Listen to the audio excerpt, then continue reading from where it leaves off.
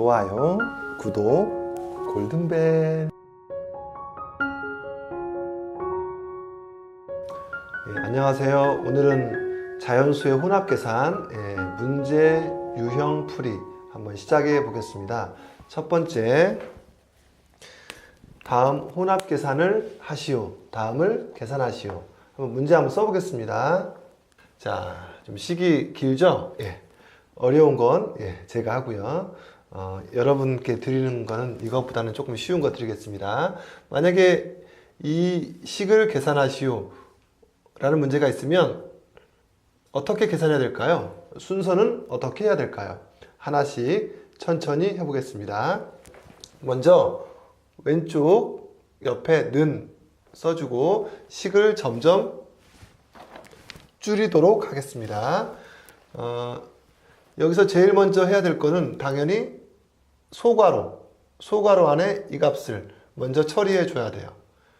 자, 그러면 198 나누기 56 빼기 45, 이 정도는 암산해 줘야 돼요.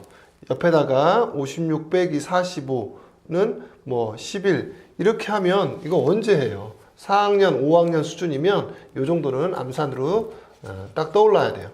얼마죠? 11이죠. 더하기 12. 자, 그런데 여기 중괄호가 묶여 있어요. 그럼 이 전체가 하나의 수예요. 그런데 소괄호를 계산해서 11이 되었어요. 소괄호가 없어졌어요. 그럼 여기는 그대로 중괄호로 해도 되고 소괄호를 쓰는 게 더 좋습니다.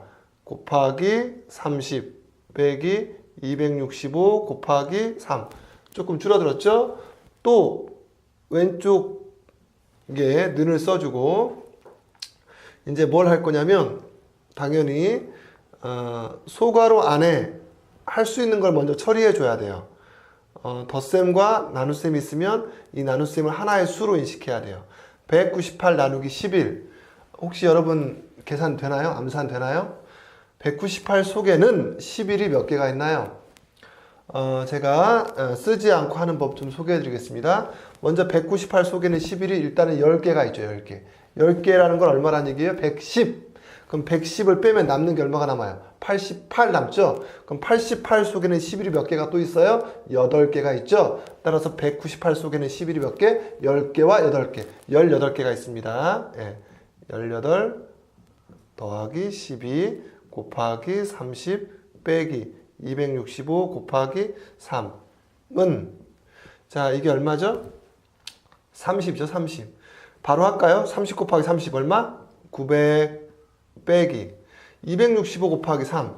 이것도 암산할 수 있으면 좋은데 한번 해보겠습니다. 265를 260과 5로 자르겠습니다. 260이 3개면 얼마죠? 260. 26 곱하기 3 해보세요. 26 곱하기 3. 60, 18, 78. 그럼 260 곱하기 3은 78에 0 붙여요. 얼마? 780. 780이 있고요. 잠시 외워두세요. 순간순간 외워야 돼요. 그 다음에 5 곱하기 3이 얼마예요? 15. 그럼 아까 뭐였죠? 또 까먹었어요? 780이었죠? 780 더하기 5, 3, 15 합치면 돼요. 780 더하기 15 얼마? 795. 따라서 마지막 900 빼기 795. 이것도 암산해야 돼요. 자신이 없으면 이렇게 해도 괜찮아요. 795에 얼마를 채워야 900이 만들어지는가? 110은 안 되고요. 105를 채우면 900이 만들어집니다. 답은 105가 되겠어요. 그런데 보통 집에서 엄마 아빠들이 요구하는 건 이런 식의 풀이를 많이 요구합니다. 근데 사실 혹시 어머니 아버님도 보시면 초등학생들은 이런 풀이가 사실은 불가능합니다. 이거는 적어도 중1, 중2는 되어야 이런 풀이가 가능하고 중1, 중2 학생들도 이렇게 잘 안 합니다. 왜? 쓰는 게 많으니까 귀찮아서 안 씁니다. 안 쓰고 많이들 틀립니다. 그래서 보통 제발 쓰고 한 번에 맞추자 그렇게 요구하는데 이렇게 훈련되는 거 굉장히 어렵거든요. 초등학생들이 이렇게 해주면 좋은데 강요할 수는 없어요. 그럼 이 문제를 다시 한번 풀어보겠습니다. 지울게요.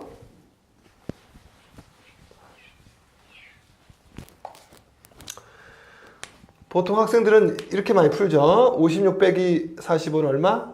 11. 그 다음에 순서를 잡는 거죠. 순서가 이렇게 198 나누기 11은 아까 했죠? 18. 그 다음에 순서가 18 더하기 11은 이렇게 해서 30. 그 다음에 30 곱하기 30에서 얼마? 900. 그 다음에 265 곱하기 3은 얼마? 795. 마지막에 뺄셈이에요. 900 빼기 795에서 답은 105. 예. 일반적으로 초등학생들이 이렇게 많이 푸는데, 뭐, 이렇게 풀어도 됩니다. 예. 아까 같이 풀면 좋긴 한데, 예, 조금 어른의 욕심이기도 하고요. 근데 보통 학생들이 답이 틀리는 이유는, 뭐, 이런 계산 실수인 경우도 있지만, 계산 실수보다도 순서를 잘못 잡아서 틀리는 경우가 제일 많습니다. 예를 들어서 지금 이 식 같은 경우는 그냥 앞에서부터 쭉 하고 여기서 얘를 빼면 답이 나오는데 이 식 말고 다른 경우에는 곱셈, 나눗셈 또는 덧셈, 뺄셈하고 상관없이 그냥 앞에서부터 그냥 무조건 쭉 하다 보니까 예, 답이 틀리는 경우가 많거든요. 식 전체를 보고 곱셈, 나눗셈 또는 괄호를 먼저 찾아야 돼요. 곱셈, 나눗셈을 먼저 처치해야 돼요. 곱셈, 나눗셈이 앞에 있던 뒤에 있던. 근데 그렇게 안 하고 그냥 앞에서부터 그냥 순서대로 하기 때문에 틀리는 경우가 많거든요. 어쨌든 혼합 계산에서는 가장 중요한 게 식을 전체를 관찰할 줄 알아야 돼요. 그래서 전체의 순서를 파악할 수 있어야 됩니다. 그러면 유제 문제를 여러분에게 한번 드리겠습니다. 이 문제도 한번 여러분 직접 한번 풀어보세요. 네, 여러분 이 문제 한번 풀어보시겠어요? 제가 문제 한번 읽어드릴게요. 22 곱하기 5 더하기 36 나누기 중괄호 열고 17 빼기 소괄호 열고 7 빼기 2 소괄호 중괄호 닫고 자, 이 전체의 값이 얼마인지 한번 풀어보세요. 풀어보았나요? 같이 한번 답을 한번 확인해 보겠습니다. 여기서 가장 먼저 해야 될 거는 이거 그리고 요거 뭐 식이 끊어져 있으니까 동시에 해도 괜찮습니다. 22 곱하기 5가 얼마죠? 110 더하기 36 나누기 소괄호를 변신할게요. 왜? 이 소괄호 없애버리니까 17 빼기 이게 얼마죠? 5 17 빼기 5 자, 따라서 110 더하기 36 나누기 17 빼기 5가 얼마죠? 12 자, 나눗셈 이 36 나누기 12를 하나의 수로 인식해야 돼요. 110 나누기 36 나누기 12가 얼마죠? 3 답은 113 113입니다. 한 번 더 해보겠습니다. 네. 자, 이 값이 얼마죠? 110 그 다음에 이 값은 5 자, 그래서 17 빼기 5는 12 36 나누기 12는 3 110 더하기 3은 113 예. 이 문제는 그렇게 많이 어렵진 않죠. 예. 중요하니까 훈련을 많이 해야 돼요. 한 두 문제만 더 드리도록 하겠습니다. 예. 이 문제도 한번 풀어보세요. 79 빼기 중괄호 열고 23 더하기 72 나누기 소괄호 열고 5 더하기 4 괄호 닫고 이 값은 얼마일까요? 한번 풀어보시겠어요? 예. 어떻게 잘 됐나요? 한번 확인해 보겠습니다. 아까 말씀드린 것처럼 학생들이 답이 틀리는 이유는 계산 실수도 있지만 순서를 잘못 잡아서 이런 경우가 하나 이해가 되는데요. 가끔 이걸 먼저 하는 학생들이 있어요. 예. 왜? 그냥 앞에서부터 하는 거죠. 앞에서부터. 예. 이거 먼저 하면 안 됩니다. 소괄호 먼저 하고요. 그 다음 나눗셈 먼저 해야 돼요. 그런 계산 실수 때문에 예. 답이 엉뚱한 답이 나와요. 혼자 공부하면 내가 왜 틀렸는지 찾기가 힘들어요. 만약에 틀렸다 다시 해라 그러면 학생들이 보통 다 지워버리고 다시 하거든요. 그러면은 똑같은 실수를 또 반복할 수도 있어요. 그렇기 때문에 선생님이나 뭐 엄마 아빠 어른들은 이 학생이 틀린 원인을 알려주고 도와주는 게 좋은 교육이 될 수도 있습니다. 그래야 내가 이런 바보 같은 짓을 했구나, 다음부터는 그러지 말아야지, 이렇게 반성도 합니다. 자, 어쨌든 풀이는 5 더하기 4를 제일 먼저 해야 되겠죠? 얼마? 9. 그 다음 뭐부터 한다? 더하기가 아니라 당연히 나눗셈. 다시 한번 강조하겠습니다. 70이 나누기 괄호 5 더하기 4. 이 세 개의 수가 하나의 수라고 인식해야 돼요. 자, 그래서 70이 나누기 9가 얼마죠? 8이에요, 8. 그러면 이제 중괄호를 하나의 수로 나타내기 위해서 23 더하기 8은 31. 자, 마지막 남은 건 79 빼기 31. 자, 79 빼기 31은 얼마? 48. 다 맞추셨죠? 예. 또 한 문제만 더 하고 넘어가겠습니다. 자, 세 번째 문제. 예, 이 문제도 한번 여러분 직접 한번 풀어보세요. 34 더하기 중괄호 열고 55 빼기 소괄호 열고 8 더하기 12 괄호 닫고 나누기 4 중괄호 닫고 곱하기 11은 얼마일까요? 예, 한번 풀어보세요. 같이 한번 답을 확인해 보겠습니다. 여기서는 제일 먼저 뭐부터 해야 될까요? 식 전체를 쓱 보시고요. 식 전체를 쓱 보시고 크게 봤을 때는 이 전체를 하나의 수로 인식해야 돼요. 왜냐하면 중괄호 곱하기 11 곱하기이기 때문에 그래요. 몇 곱하기 11 그러니까 이게 하나의 수예요. 즉 34 더하기 몇 34 더하기 몇. 자, 그렇다면 제일 먼저 해야 될 건 뭐죠? 중괄호를 하나의 수로 간단히 줄여야 돼요. 그럼 중괄호 안에서는 또 몇 나누기 4 이게 하나의 수예요. 자, 그럼 몇 나누기 4를 해야 될까요? 몇 나누기 4?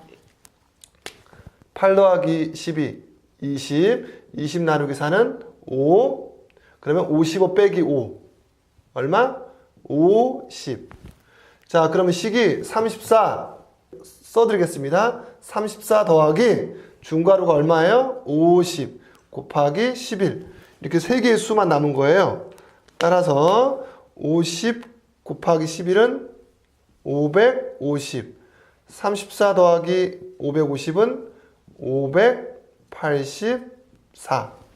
네, 584가 답이 되겠습니다. 여러분도 가능한 제가 한 것처럼 암산으로 8 더하기 12 할 수 있죠? 그 다음에 20 나누기 4는 5 할 수 있죠? 그 다음에 55 빼기 5는 50 할 수 있죠? 그 다음에 50 곱하기 11은 550 할 수 있죠? 그 다음에 34 더하기 550은 584. 여기 특별히 너무 복잡한 계산 없거든요. 가능한 암산으로 자꾸 하는 훈련 해야 돼요. 틀려도 또 암산해야 돼요. 예. 틀리는 게 두려워서 모든 걸 다 100% 필산으로 써서 하는 건 나중을 위해서 좋지 않습니다. 네, 그 다음 유형은 네모안에 빈칸에 알맞은 수를 구하시오. 유형 문제를 같이 공부해 보겠습니다. 먼저 10번 문제 한번 써보겠습니다. 먼저 식 전체를 볼 줄 알아야 돼요. 138에서 소괄호가 있네? 그럼 이게 하나의 수예요. 138에서 얼마를 뺐더니 41이 되었다. 이 소괄호를 하나의 수로 생각해야 돼요. 하나의 수. 이게 길지만 이 전체를 그냥 별로 인식해야 돼요. 별. 138에서 별을 뺐더니 별만큼 줄였더니 41이 되었다. 그럼 별은 얼마일까? 만약에 이거 별을 어떻게 구한다? 138과 41 이 두 수를 이용해서 별을 구해야 되는데 이 두 수를 어떻게 해야 얘가 나오는지를 잘 모르겠으면 수를 간단한 걸로 좀 연습하세요. 예를 들어서 이런 거죠. 7 빼기 별은 5 걱정아 별은 얼마니? 그러면 대부분의 아이들은 바보가 아닌 이상 별이요? 당연히 2죠. 이 정도는 대부분 맞추거든요. 예. 그냥 느낌으로 떠올라요. 뭐 직관적으로 알 수 있다는 얘기죠. 그냥 감각적으로. 그리고 나서 잘했어 하고 넘어가면 절대 안 돼요. 별이 2지? 2. 반드시 물어봐야 돼요. 2는 어떻게 구했니? 그러면 7 빼기 2는 5 맞잖아요. 그렇게 얘기하면 뭐 머리를 한 대 쥐어 박으면 좋지만 그러면 아프니까 살짝 째려봐야 돼요. 그거는 검산식이고 그거는 확인하는 거고 도대체 2가 어떻게 나왔냐고. 어? 누가 7 빼기 2 하면 5인 거 누가 몰라. 2를 어떻게 알아내냐고. 어? 찍었어? 그냥 떠올랐어? 그냥 2 맞잖아요. 계속 그렇게 얘기한 학생은 자기가 어떻게 구한지도 모르는 거예요. 그러니까 결과적으로 2는 맞지만 2가 어떻게 나왔는지도 모르는 거예요. 그러니까 무슨 말이에요? 2가 어떻게 만들어졌는지 논리적으로 설명을 못하는 거예요. 수학은 모든 게 다 설명할 수 있어야 돼요. 아주 간단한 것부터 설명할 수 있어야 돼요. 이거 되게 중요합니다. 그냥 무시하고 넘어가면 안 돼요. 2 어떻게 만들어졌니? 그래도 대화가 안 통하면 7과 5를 이용해서 이 별을 구해야지. 그치? 7과 5를 이용해서 별을 어떻게 구하니? 라고 구체적으로 물어봐 줘야 돼요. 구체적으로. 그럼 그제서야 학생이 별 2요? 7 빼기 5에서 2가 나왔어요. 그렇지? 잘했어. 잘했어. 앞에 수 빼기 뒤에 수. 큰 수 빼기 작은 수. 7 빼기 5 해서 2가 나왔어요. 라는 고백. 아이가 그런 선포까지 해야 돼요. 그래야 이 문제를 풀 수 있습니다. 그리고 나서 물어보세요. 그러면 이 소괄호 전체 값을 어떻게 구할까? 이 두 개의 수로 얘를 구해야 돼. 어떻게 구해? 138 빼기 41 하면 되겠군요. 잘했어. 자, 그러면 별이 얼마니? 별이 138 빼기 41. 뭐 이거 암산하면 좋고요. 도저히 안 되면 써서라도 해야 되지만 이 정도도 암산할 수 있어야 돼요.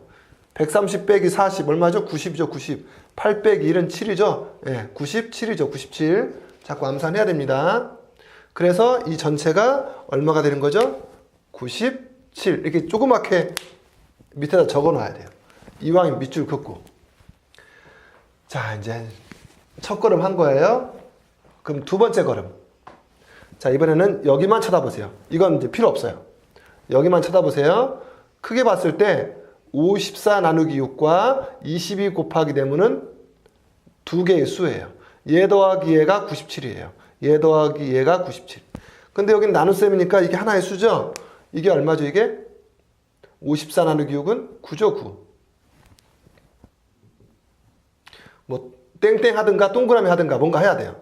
9 더하기 이 값이 97이에요. 자, 그럼 또 거꾸로 풀기입니다, 거꾸로.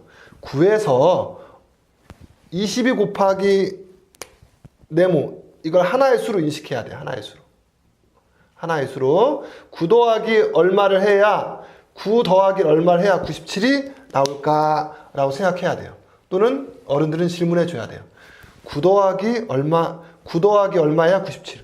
9에서 얼마를 더해야 97이 될까? 이거 구할 수 있겠죠? 97 빼기 9 하라는 얘기죠? 97 빼기 9가 얼마죠? 97 빼기 9, 88. 88. 자, 길었던 게 짧아지고 점점 줄어들었어요. 자, 마지막 3단계. 22 곱하기 네모가 88. 22에서 얼마를 곱해야 88이냐? 뭐 결국 88 나누기 22가 뭐냐 물어본 건데 보통 학생들은 직접 순식간에 수를 집어넣죠. 당연히 22에 뭐 4배를 해야 88 나오죠. 그래서 결과적으로 답은 네모 안에 알맞은 수는 4가 되겠습니다.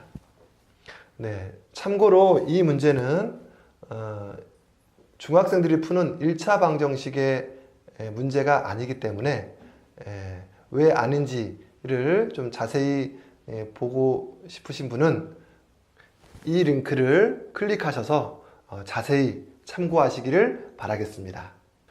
자, 그러면 이제 학생 여러분도 한번 비슷한 유제 문제를 한번 풀어보도록 하겠습니다. 한 두 문제 드리겠습니다. 이러한 식이 있을 때 네모 안에 알맞은 수는 얼마일까요? 아까보다 좀 짧아요. 이 문제 한번 여러분 직접 한번 풀어보세요. 푸셨나요? 같이 한번 해보겠습니다. 항상 성질 급하면 안 돼요. 인내심 있어야 돼요. 전체를 쭉 봐야 돼요. 전체를 볼 줄 알고 부분을 볼 줄 알아야 돼요. 전체만 봐도 안 되고 부분만 봐도 안 돼요. 이때 이게 하나의 수예요. 얘 더하기 45는 52. 맞죠? 여기 나눗셈이 있기 때문에 이게 하나의 수예요. 몇 더하기 45는 52. 자, 그러면 몇 더하기 45가 50일까요? 몇 더하기 45가 52. 물론 직접 이 수를 집어넣어도 되지만 결과적으로 52 빼기 45는 7이죠. 7. 그러면 자, 이제 여긴 볼 필요 없고요. 여기만 보면 돼요. 21 나누기 몇 해야 7 나올까요? 21 나누기 몇? 당연히 21 나누기 3이죠. 3. 이 값은 3이죠. 3. 그러면 몇 빼기 3이 3일까요? 몇 빼기 3이 3. 몇은? 6이겠죠. 6. 답은 6. 다들 잘 맞추셨죠? 예. 한 문제 더 드리겠습니다. 예, 그럼 이 문제도 한번 풀어보세요. 문제 한번 읽어드릴게요. 중괄호 열고 네모 빼기 소괄호 열고 2 더하기 5 괄호 닫고 곱하기 2 중괄호 닫고 나누기 4는 2일 때 네모 안에 알맞은 수는 무엇일까요? 자, 이 문제도 한번 풀어보세요. 잘 푸셨죠? 같이 한번 답을 확인해 보겠습니다. 아까처럼 전체를 볼 줄 알아야 돼, 전체를. 중괄호가 있군요. 중괄호 나누기 4는 2. 아, 몇 나누기 4가 2란 얘기네요. 몇 나누기 4가 2. 그러면 이 몇이 얼마일까요? 몇 나누기 4해야 2가 될까요? 거꾸로 2 곱하기 4는 8이죠. 8. 자, 그럼 여기 볼 필요 없고요. 여기만 보면 돼요. 네모 빼기 곱하기가 있네요. 곱하기. 네모 빼기 얼마? 네모 빼기 얼마가 8이에요. 자, 근데 이건 계산할 수 있지 않습니까? 계산? 네. 얼마예요, 이게? 7이 14군요. 7이 14. 이게 14예요. 14. 7이 14. 자, 그러면 네모 빼기 14가 8이라는 얘기군요. 얼마 빼기 얼마에서 14개를 빼냈더니 8이 남았어요. 그럼 원래 얼마는 얼마였을까요?